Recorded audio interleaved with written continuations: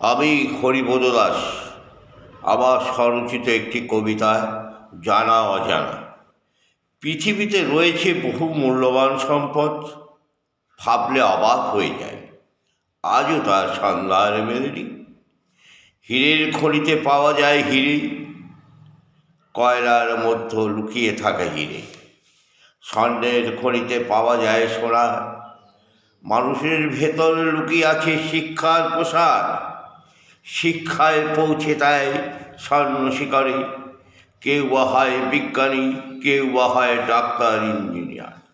মহামানবদের ভেতরে রয়েছে জ্ঞানের ভাণ্ডার, তালাই দেখায় আলোর ঠিকানা।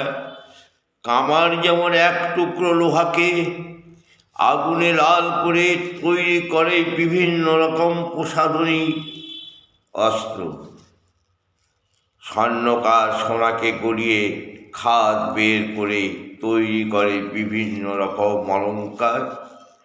ওদের ভেতরে লুকিয়ে আছে জ্ঞানের ভাণ্ডার।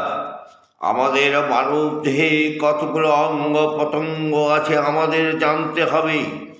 আগুনের অগ্নিশিখা জ্বলতে থাকে, অগ্নিশিখার মতো নিজেকে উজ্জীবিত করতে হবে, তবেই তো খুলে যাবে মনের দুয়ার।